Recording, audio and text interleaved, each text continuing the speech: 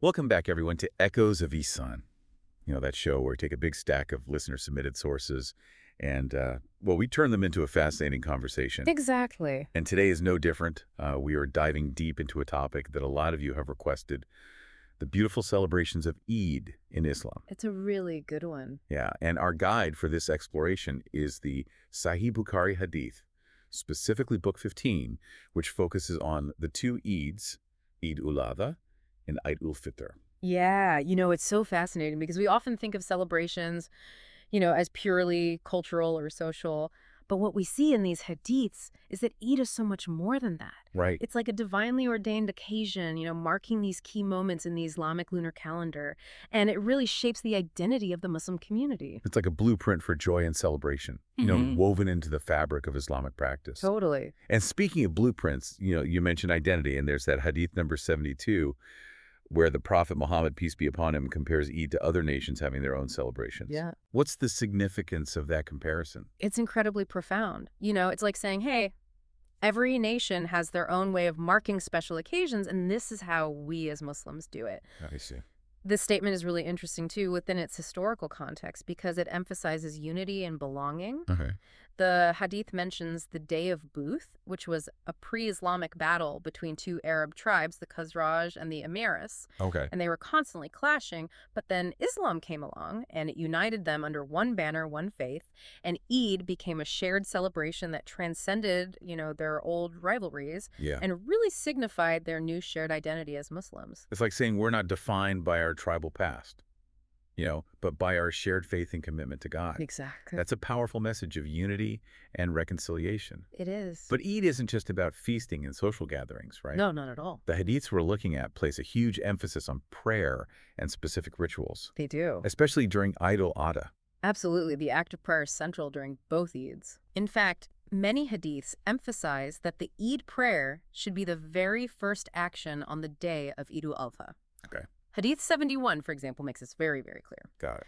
And there's a very specific order to things, especially when we talk about the sacrifice, also known as udhiyah. Right, the sacrifice. Which is a central part of Eid al-Adha. Right. And for some of our listeners who might not be familiar with this practice, can you explain what it entails and why it's so important in the context of Eid al-Adha? Yeah, so during Eid al-Adha, Muslims around the world commemorate Prophet Ibrahim's willingness to sacrifice his son Ismail as an act of obedience to God's command. Wow. It's a profound story about submission to the divine will, even when faced with unimaginable challenges, right? The sacrifice of an animal, usually a sheep or a goat, is a symbolic reenactment of this act of obedience, and it reminds us of Prophet Ibrahim's unwavering faith and reminds us of our own submission to a higher power. It's a powerful visual representation of surrendering to God's will. And it's interesting how the hadiths are very specific about the order of events. Yes. You mentioned Hadith 71, but there are actually many more that emphasize that the sacrifice must be performed after the Eid prayer. That's right. I'm seeing Hadith 74, 75, 82, 93, 99, Yeah. 100, and 101. Yes. They all seem to be driving this point home. Right. Why is the order so crucial? It really boils down to the importance of communal prayer in Islam. Okay. It's like saying, first and foremost, we come together as a community to pray and to acknowledge our Creator. I see. Only after fulfilling that primary obligation can we proceed with the other aspects of the celebration, including the sacrifice. Right. This sequencing reinforces the idea that our actions are grounded in our relationship with God. It establishes a spiritual foundation for the entire day. Yes. And it highlights that communal aspect, the idea that we're united in worship before anything else. Exactly. Speaking of the importance of following the proper order, there's a story about a companion named Abu Burda, mentioned in a few hadiths, 75, 82, 93, and 99, who accidentally sacrificed before the Eid prayer. Can you tell us about that? Yeah, so this story really highlights the Prophet, peace be upon him, his mercy, and his understanding. Okay. Abu Burda thought of Eid as a day of celebration, and he wanted his sheep to be the first ones slaughtered in his home. He even mentions wanting to provide meat to his neighbors, which shows his generosity. Oh, wow. When he learned that he had mistakenly performed the sacrifice before the Eid prayer, he went straight to the Prophet, peace be upon him, to seek guidance. It's interesting how the Prophet, peace be upon him, acknowledged Abu Burda's good intentions. Yeah. He recognized that it was an honest mistake and that Abu Burda was coming from a place of generosity. Exactly. But he also emphasized that the sacrifice to be considered a valid udhiyah had to be performed after the Eid prayer. Right. And in a beautiful display of Abu Burda's sincerity, he offered to sacrifice a young she-goat, which was dearer to him than 2 sheep. Wow. As a replacement sacrifice. And the Prophet, peace be upon him, accepted it. He did. But made it very clear that this was a unique exception, not a general rule. Right. So there's a lesson there. For all of us, pay attention to the details and follow the prescribed order. Yes, very much so. But beyond prayer and sacrifice, what other traditions and etiquette do these hadiths reveal about how the early Muslims celebrated Eid? What fascinating details can we unearth from these texts? Well, there are so many rich details embedded in these hadiths that really paint a vibrant picture of how the early Muslims celebrated Eid. Yeah. It's like stepping back in time and witnessing these traditions firsthand. I love it. For example, for al-Fitr, there's this beautiful tradition of eating dates before the Eid prayer mentioned in Hadith 73. Dates, that's interesting. What's the significance of that specific food? Right. It's not just about any food. Dates hold a special place in Islamic tradition. Okay. They're considered a blessed fruit, often mentioned in the Quran, and were a staple food for the Prophet Muhammad, peace be upon him. Okay. So eating dates before the al-Fitr prayer symbolizes the breaking of the fast of Ramadan and the beginning of the Eid celebration with something sweet and wholesome. Wow. It's a way of acknowledging the blessings of the month gone by and starting the day of Eid on a note of sweetness and gratitude. It's like a symbolic bridge between the month of fasting and the day of celebration. Exactly. I also know that people dress up for Eid, often wearing new clothes. Yeah. Do any of the hadiths mention this practice? They do. Hadith 69 describes this interesting interaction between Umar, a close companion of the Prophet, peace be upon him, and the Prophet himself. Okay. Umar brought a beautiful silk cloak to the Prophet, peace be upon him, suggesting that he wear it for Eid and to receive delegations. But the Prophet, peace be upon him, declined, saying such fine adornments were for those with no share in the hereafter. That's a thought-provoking response, it seems. He's saying that the true value of Eid lies not in outward appearances, but in inner purity and spiritual connection. Exactly. It's a beautiful reminder that while dressing up and looking presentable is part of honoring the occasion, the focus shouldn't be on extravagance or showing off. Right. The essence of Eid lies in the spiritual transformation and the strengthening of our bond with God and with our community. Okay. Later, the Prophet, peace be upon him, did gift Umar a similar cloak, but instructed him to sell it and use the proceeds to fulfill his needs. Okay. This further emphasizes that generosity and practicality are more in line with the spirit of Eid than outward display.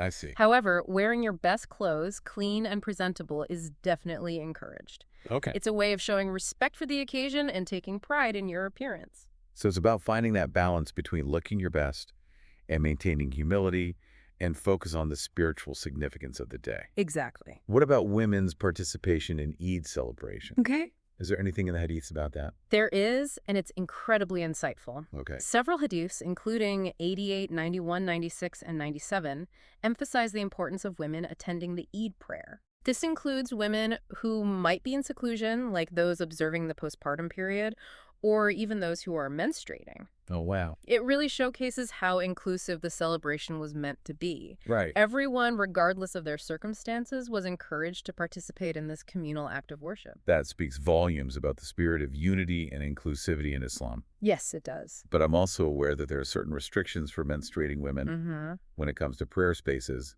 Do these hadiths address that? They do. While encouraging women's participation, they also acknowledge the Islamic guidelines on ritual purity. Okay. It's mentioned that menstruating women should stay away from the designated prayer area known as the musalla.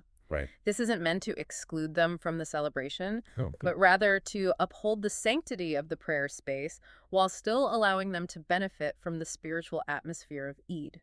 It's about finding that balance between inclusivity and maintaining the sanctity of religious practices. Exactly. Are there any other unique practices mentioned in the hadiths that offer a glimpse into how Eid was celebrated in the early days of Islam? There are a few. Okay. One curious detail that caught my eye is the mention of using a spear or anasa as a sutra during the Eid prayer. A spear? Yes. That's intriguing. It is. I'm not familiar with that term, sutra. Right. Can you explain what it means and why a spear would be used in this context? So a sutra is basically a marker that designates the direction of prayer. Okay. Muslims pray facing the Kaaba in Mecca, Right. and the sutra helps to ensure that everyone in the congregation is aligned in the same direction. Okay. In everyday prayer, it can be any object placed in front of the person praying. Uh-huh. But for the Eid prayer, which was often held in open fields or large gatherings, a spear was sometimes used. Why a spear, though? Yeah. Was there a symbolic reason behind that choice? So the Hadiths don't explicitly explain the reason, but scholars have offered various interpretations. Okay. Some suggest that the spear might have served as a symbolic reminder of strength and defense. Remember, the early Muslims often faced persecution and threats, so the image of a spear could have evoked a sense of resilience and protection, Right. especially during communal gatherings. That makes sense. Yeah. Especially given the historical context. Yeah. It adds a layer of symbolism to the practice, connecting it to the challenges and triumphs of the early Muslim community. Exactly. Mm-hmm. Another interpretation focuses on the practical aspect. Okay. In a large open space, a spear would be a visible marker clearly delineating the prayer area Right. and ensuring that everyone remained within its boundaries. Okay. It's fascinating how these seemingly small details can offer glimpses into the historical context, Yeah. the social dynamics, and the practical considerations of the time. It's like piecing together a historical puzzle using these fragments of information from the Hadiths Yes. to reconstruct a richer understanding of how Eid was experienced by the early Muslims. Exactly. Speaking of practical considerations, the Hadiths also highlight another important aspect of Eid celebrations. Yes, absolutely. Charity or zakat is one of the 5 pillars of Islam, and it holds a special significance during Eid, particularly Eid al-Fitr. Okay. Hadiths 78, 81, 92, 94, and 95 mention women giving alms generously, even offering their jewelry. Wow. It's a reminder that Eid is not just about personal celebration, but also about sharing our blessings with those less fortunate and contributing to the well-being of the community. That's a beautiful expression of gratitude for the blessings received during Ramadan, Yeah. and a reminder to extend that joy to others. It's a powerful example of social responsibility embedded within the celebration. Very much so. Now, before we move on to the spiritual dimensions of Eid, let's address a topic that sparked some debate back in the day. The timing of the khutbah, the sermon delivered during the Eid prayer. Ah, yes. This is where things get interesting. Okay, let's delve into these different viewpoints. Yeah. What do the Hadiths tell us about this debate? Well, several hadiths touch upon this issue.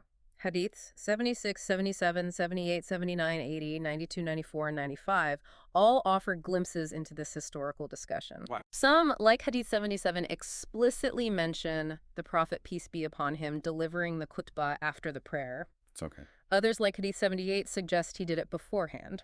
Hmm. It's important to remember that the hadiths were compiled over time, and different narrators might have recalled events in slightly different ways. So how do we reconcile these seemingly contradictory accounts? Right. Which practice is considered more authentic? That's a question that has been debated by scholars for centuries. Yeah. It's possible that the Prophet, peace be upon him, might have varied his practice depending on the circumstances, or there might have been slight variations in how the events were understood and transmitted over time. Yeah. What's more important than choosing a definitive right or wrong is understanding the context and reasoning behind each narration. Right. Remember, our deep dive into these hadiths isn't about providing absolute answers, Mm-hmm. but about encouraging you to think critically, explore different perspectives, and arrive at your own informed understanding. That's an important point. It's about engaging in thoughtful reflection and seeking deeper meaning rather than simply searching for a rule book. Precisely. And on that note of thoughtful reflection, let's transition to another fascinating aspect highlighted in the hadiths. Hey. The significance of the first 10 days of Dhul Hijjah, the month in which Eid al-Adha falls. Dhul Hijjah, that's the month of the Hajj pilgrimage, right? That's right. What's so special about these first 10 days? Hadith 86 offers a powerful insight into the spiritual weight of these days. Okay. The Prophet, peace be upon him, said that no good deeds are superior to those performed during these 10 days. Oh, wow. He even compared them to the virtue of jihad or striving in the path of God. Okay. He said that no action is greater except for that of a person who sacrifices himself and his wealth in the cause of Allah and does not return with any of it.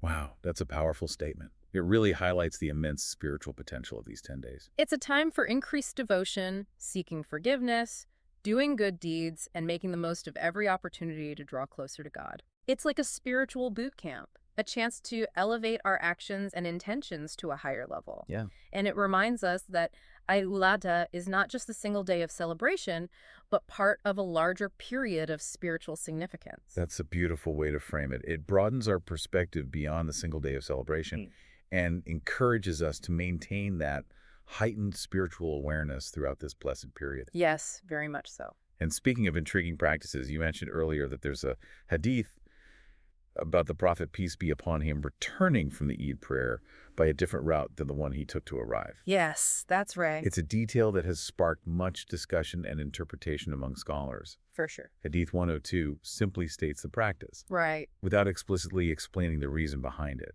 Right. But this lack of explanation is precisely what makes it so fascinating. Yes. It's like a little riddle embedded within the text, inviting us to ponder its meaning. Exactly. So what are some of the interpretations you've come across? Okay. What wisdom might lie behind this seemingly simple act?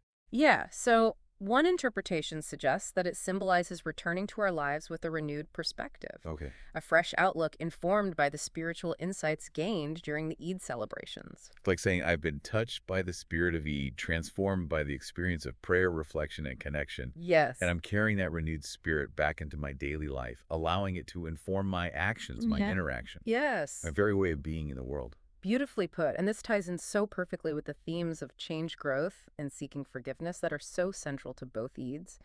It's a reminder that our spiritual journey is ongoing, a continuous process of learning, evolving, and striving to become the best versions of ourselves. Yeah. Every day offers an opportunity for renewal, for letting go of past mistakes, and embracing the possibility of positive change. It's like a visual metaphor for the transformative power of these celebrations. Exactly. We don't just return to our lives as we were before we return with a fresh perspective, a heightened awareness, a renewed commitment to living in alignment with our values. Precisely. Right.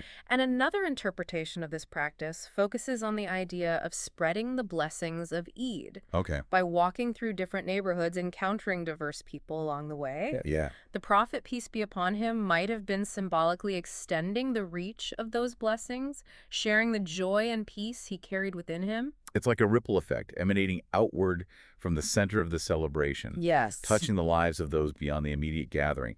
A beautiful reminder that our spiritual practices should have a positive impact on the world around us, Right. inspiring kindness, generosity, and understanding in our interactions with others. Exactly. It's about embodying the spirit of Eid, not just during the celebrations themselves, but in our daily lives. Right. Our interactions with family and friends, our contributions to the community, our very way of being in the world. This has been such an enriching exploration. It has. We've barely scratched the surface, Right. but it's clear that the Eid celebrations, as revealed through the Sahih Bukhari Hadith, offer a wealth of spiritual insights and practical guidance for living a meaningful and fulfilling life. Indeed, these ancient traditions passed down through generations hold a timeless wisdom that continues to resonate today. It's incredible. They invite us to delve deeper, to explore the layers of meaning beneath the rituals. Yeah.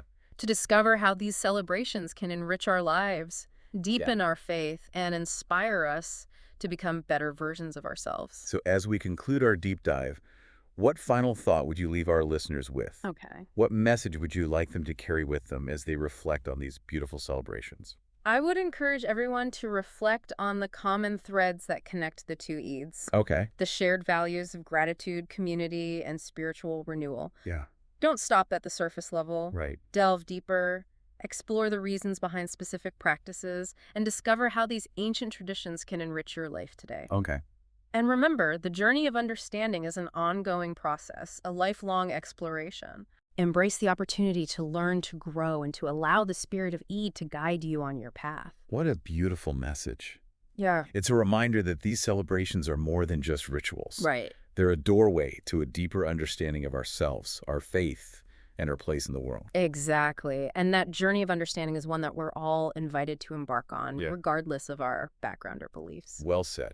And on that note, we bid you farewell. Yeah. Until our next deep dive. Okay. May you carry the spirit of Eid with you throughout the year, Inshallah. spreading joy, compassion, and understanding wherever you go. I love it. Thank you. Thank you. But now I'm particularly eager to explore like those deeper spiritual layers, you know, the essence of what makes Eid so meaningful for Muslims around the world. Absolutely. So based on the insights we've gleaned from the Sahih Bukhari Hadith, What are some of the key spiritual lessons embedded within these celebrations? What messages resonate most strongly through these ancient texts? Well, one of the most prominent themes woven through the narratives of both Eids Is this concept of submission and obedience to God. Okay. This is especially evident in al-Adha, where we commemorate Prophet Ibrahim's willingness to sacrifice his son Ismail as an act of ultimate obedience to God's command. That story is so powerful, so deeply moving. It speaks to the very core of faith, the surrender to a higher power, even when faced with a test that seems impossible to bear. Exactly. It's a reminder that our human understanding is limited. Yeah. And that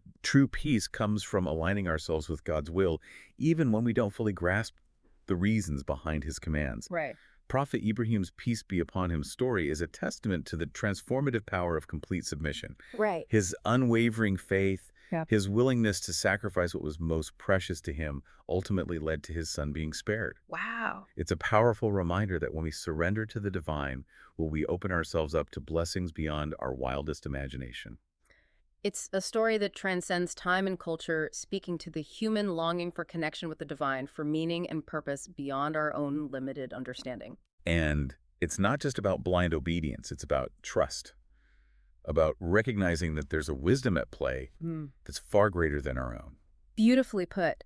And this theme of surrender, of aligning our will with God's will, is also present in al-Fitr, although manifested in a different way. After a month of fasting during Ramadan, a month of intense spiritual discipline, of curbing our desires and focusing on prayer and reflection, we celebrate al-Fitr as a victory of the spirit. Like a spiritual muscle that we've been training all month. Right. And Eid is the day we get to flex it to celebrate our strength and resilience. Exactly. We do it with such joy, such exuberance. Yeah. There's a sense of gratitude and liberation in the air. Precisely. And that joy is amplified by sharing it with others, through gatherings, meals, gifts, acts of kindness. Right. Eid al-Fitr is a reminder that true happiness doesn't come from indulging in every whim, but from aligning ourselves with God's will. Okay. From seeking spiritual fulfillment over material possessions. So both Eids, in their unique ways, offer profound lessons about surrender obedience. Yes. And ultimately discovering true joy in aligning ourselves with the divine. I think so. It's about recognizing that our lives are part of a larger tapestry, woven with threads of divine purpose and guidance. Beautifully said. And this brings us to another key spiritual lesson that shines through the Hadiths. Okay. The importance of community and unity. Right. We see this reflected in the communal nature of the Eid prayers, where people from all walks of life gather shoulder to shoulder, united in their devotion. We see it in the gatherings with family and friends, and the breaking of bread together, and the sharing of stories and laughter. Right. And we see it in the emphasis on giving charity, especially during Eid al-Fitr, where we're reminded to extend our joy and abundance to those in need. It's a reminder that Islam is not just a personal journey. It's about building a strong and compassionate community, a safety net woven with threads of shared values and mutual support. Exactly. Eid is a time to strengthen those bonds, to mend broken relationships, to reach out to those who might be feeling isolated or marginalized. Right. It's about recognizing that our individual well-being is interconnected with the well-being of the community as a whole. Right. And this emphasis on unity and social responsibility has implications that extend far beyond the Muslim community. That's an important point. These values, compassion, generosity, seeking justice, they resonate with people of all faiths and backgrounds. Absolutely. At their core, these are universal values embedded within the human spirit, yearning to be expressed. And Eid offers a powerful reminder that despite our differences, we share a common humanity, a responsibility to care for each other and work towards building a more just and equitable world. It's about recognizing that we're all part of a single human family, interconnected and interdependent, regardless of our beliefs or backgrounds. Exactly. Now, before we conclude our deep dive, I want to circle back to that intriguing practice we discussed earlier. The Prophet's, peace be upon him, custom of returning from the Eid prayer by a different route than the one he took to arrive. Yes. What spiritual lessons might be embedded within that seemingly simple act? Yes. That detail mentioned in Hadith 1 or 2 is a beautiful invitation to contemplation. Okay. One interpretation suggests that it symbolizes returning to our lives with a renewed perspective, Okay. a fresh outlook informed by the spiritual insights gained during the Eid celebrations. It's like saying, I've been touched by the spirit of Eid, transformed by the experience of prayer, reflection, and connection. Yeah. And I'm carrying that renewed spirit back into my daily life, Yeah. allowing it to inform my actions, my interactions, Yes. my very way of being in the world. Beautifully put. And this ties in so perfectly with the themes of change, growth, and seeking forgiveness that are so central to both Eids. It's a reminder that our spiritual journey is ongoing, a continuous process of learning, evolving, and striving to become the best versions of ourselves. Every day offers an opportunity for renewal, for letting go of past mistakes, and embracing the possibility of positive change. It's like a visual metaphor for the transformative power of these celebrations. Exactly. We don't just return to our lives as we were before. Right. We return with a fresh perspective, a heightened awareness, a renewed commitment to living in alignment with our values. Precisely.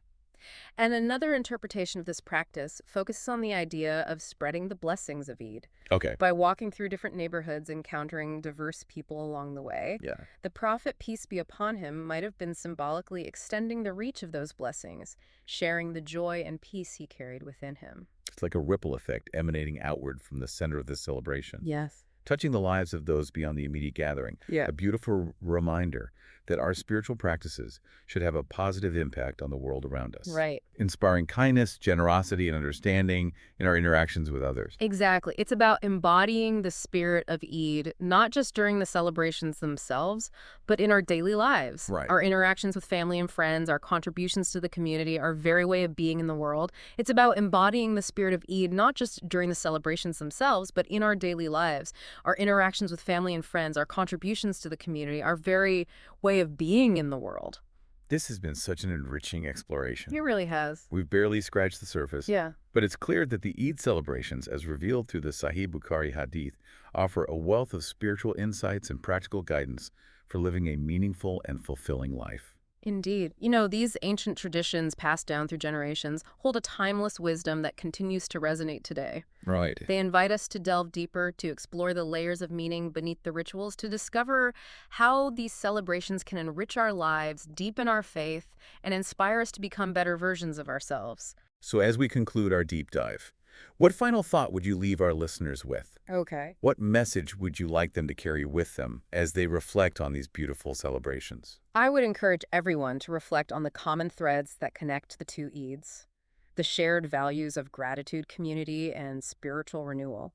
You know, don't stop at the surface level. Right. Delve deeper, explore the reasons behind specific practices, and discover how these ancient traditions can enrich your life today. And remember, the journey of understanding is an ongoing process, a lifelong exploration. Absolutely. Embrace the opportunity to learn to grow and to allow the spirit of Eid to guide you on your path. What a beautiful message. It's a reminder that these celebrations are more than just rituals. They're a doorway to a deeper understanding of ourselves, our faith, and our place in the world. Exactly. And that journey of understanding is one that we're all invited to embark on, regardless of our background or beliefs. Well said. And on that note, we bid you farewell until our next deep dive. May you carry the spirit of Eid with you throughout the year, spreading joy, compassion, and understanding wherever you go. Beautiful. Thank you. Thank you.